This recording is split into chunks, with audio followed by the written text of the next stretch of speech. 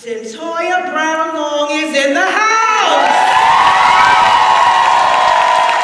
Centoya Brown Long is in the house at the Riverside Church. The Riverside Church. We thank you, God is good. All the time. All the time. We've been waiting for you for 15 years, my lady. Same here. 15 years we've been waiting, right?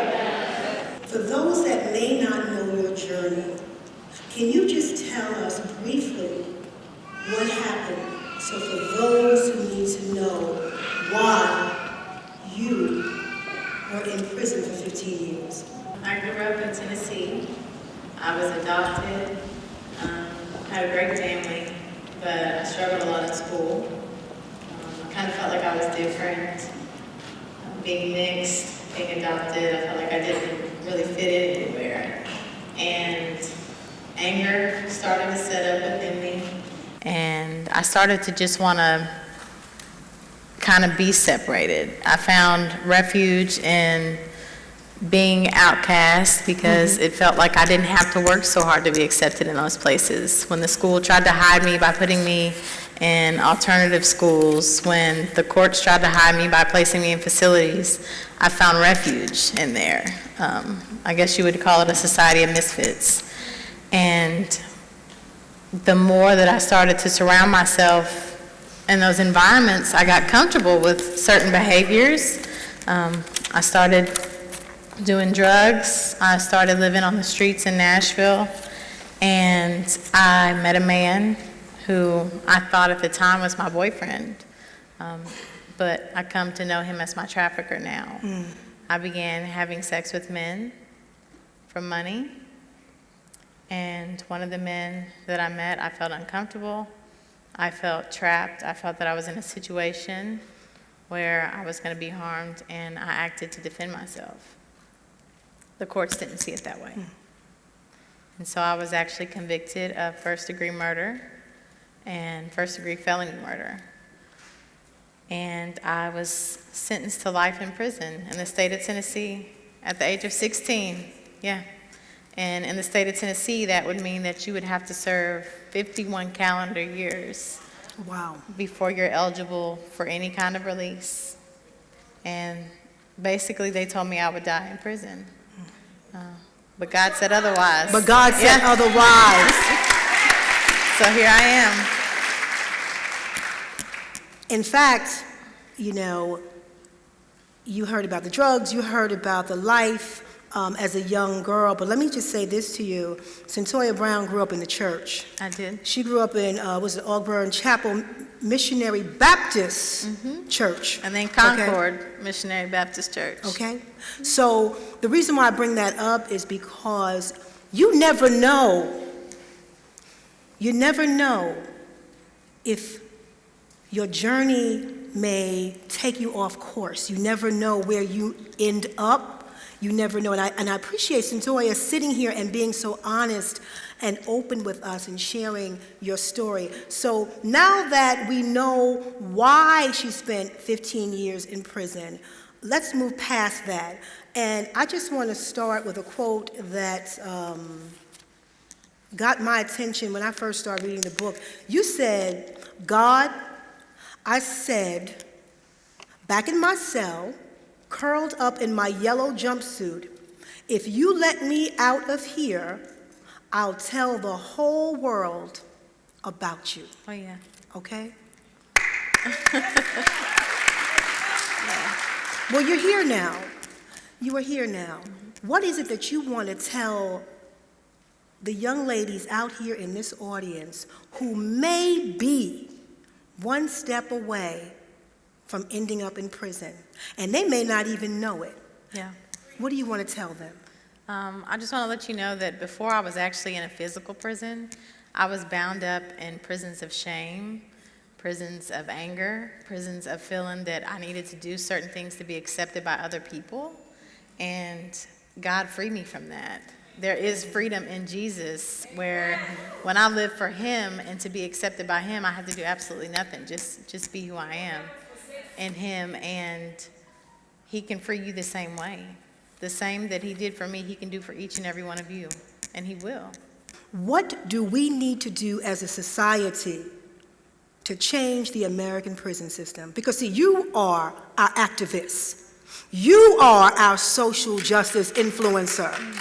You have that voice, and we need you, and we thank you. So help us understand, how do we stop the next Centoya Brown Long from happening? Well, I think it's about having the right conversations. I think it's about willing to have those conversations. It blessed me so much to see so many people start to talking about these issues out in the open. And there's power in narrative, there's power in stories. I would encourage everybody to just continue to research, continue to educate yourself. There's people here in your own city who are suffering injustices, who are suffering the loss of their voice, who are sitting in prisons, who are sitting in jails, who are on the streets, that need you. And I think that sometimes we can get so caught up in things that at the end of the day don't really matter that much.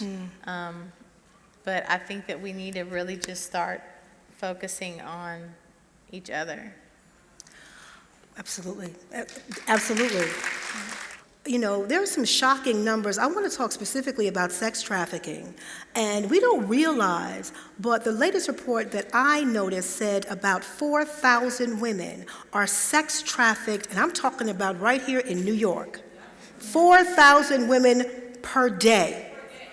What is really alarming, when we're talking about sex trafficking, we're talking about black and brown women, black and brown men that are disappearing from the face of the earth, and no one is saying anything.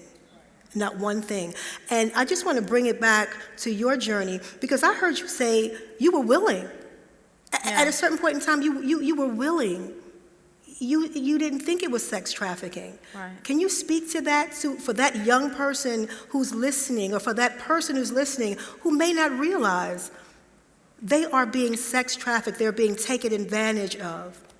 During the time that I was going through what I was going through, it was seen as acceptable for me to have an older boyfriend. It was seen as acceptable for you to expect something in return for sex, and I see that now. You hear a lot of people say, why would you have sex with somebody who's broke? You can give it away, or you can get paid for it. Just that kind of mindset. And it teaches you that your body is a commodity. And that's dangerous. When you're 12 and you're 13, you're 14, you're 15, you're extremely impressionable, and you're understanding that. I think it's important that everyone know that it's not. Your body's not a commodity. I think it's important for you to know that your self-worth, who you are, is not based by how desirable you are to another person. It's not based on whether someone accepts you. It's not based on likes or follows. All right. For me, when I started to see myself the way Jesus sees me, it changed everything. I sit here right now and I think about the challenges of the day-to-day, just the day-to-day living. The first day. The day-to-day, and we're not behind bars. We're not behind bars. I want you to help us understand, when you were in prison, what sustained you day in and day out for 15 years? There was always something telling me that I was going to be okay. The times when, I felt trapped. I felt like I couldn't continue living the way that I was. I couldn't face the prospect of spending another week in prison. There was something telling me, no, you'll be fine. You have to push through. And now I know that was the voice of God letting me know that, and He speaks to us if we listen. And it got me through. It pushed me through. And I don't wear prison, and that's just through Him. How long did it take you to get to this point? I'd say probably 14 years, 13 years, because I don't think my journey was complete. I don't think I was really complete until, I came full circle with my relationship with God. I tried to find fulfillment, in education. Education is great. But you just can't base your worth on your intellectual capacity. And it's just, I couldn't find my worth in that. And it wasn't until I tapped into him, and that was after meeting my husband. Okay. He helped me repair my relationship with God. He helped me understand what it meant to actually have a relationship with God. And you talk about your husband, and I think, maybe you may or you may not know, you were married in prison. Mm-hmm. You want to just tell us a little bit? Yes. Yeah. Yeah. So I met my husband, it was January 2017, and it was at a time, all my appeals had been denied. So I remember breaking down on the phone one day, and I just felt that the walls were closing in. My chances seemed to be gone. Like, it seemed like I was really gonna spend the rest of my life in prison. And Jamie, he's so calm about everything. He's just all together. And so I'm just losing it, falling apart, boo-hooing and crying, and he lets me get it out, and he says, "What did I tell you when I first wrote you? That the Lord told me to tell you that you're gonna get out. Wow. Are you gonna believe man's report, or are you gonna believe what God said?" And it was that moment that I said, you know what, I'm gonna trust God. And I just started to look back through his experiences, and I was like, well, I had a similar experience. And I can see that what God did for you, he did for me as well. Right. And I just started seeing that he was there the whole time. So from that prayer that I prayed, I kind of gave up thinking, because I didn't win at trial, because I was transferred, that the answer was no. But sometimes it's not no, it's just not right now. Not right now. Not right now. So I had to learn, like, his will is his will for a reason, because he knows what's best for us. I don't know what's best. Like, for me, it was like, okay, I need to go to trial, I need to win, I need to get out. But he's no respecter of persons. He doesn't care if Centoya gets out of prison. Okay. Everything he does is for the good of his kingdom. So what he did is he set it up in a way that I had this testimony. Mm-hmm. And now he set it up in a way that I have a platform to tell everybody what he did. Okay. So he answered that prayer, and he did free me. And now I'm here today to tell everybody what he did for me, to tell the world about him.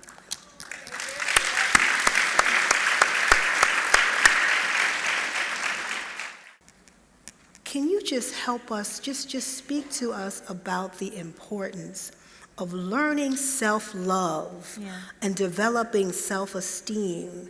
Because it just seems like the numbers, with the sex trafficking numbers that are just outrageous, the behaviors, the things that we are participating in, it just seems like it comes back to lack of self-love. Mm-hmm.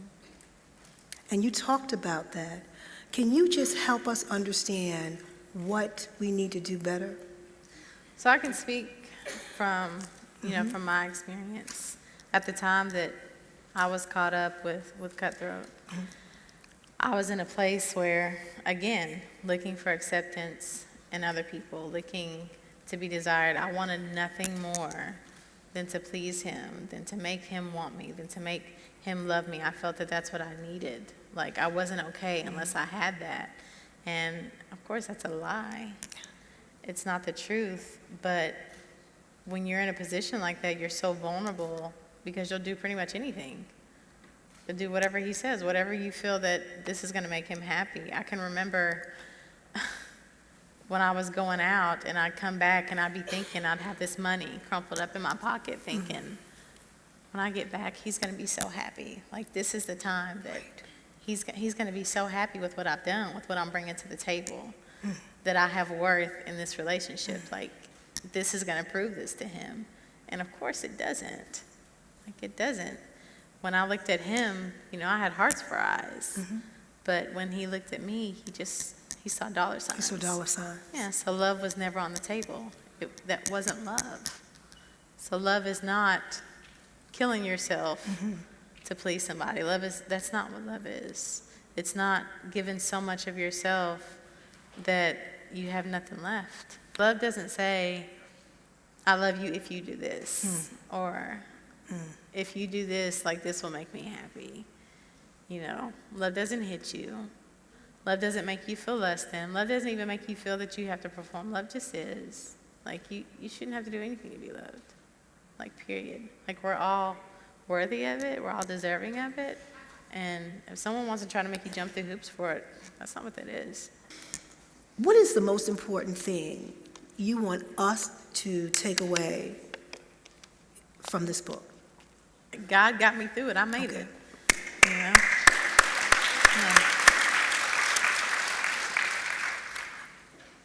You made it. We're talking about the American prison system, redemption. We're talking about the word redemption. I just want to stay there for a minute. What is redemption to you? What is redemption? So for me, it's, you know, you often hear, like, especially in the justice system, there's certain things that, you know, are unforgivable, things that you can't recover from, things that you just can't heal from, things that are just broken, they're irreparable. And that's not true.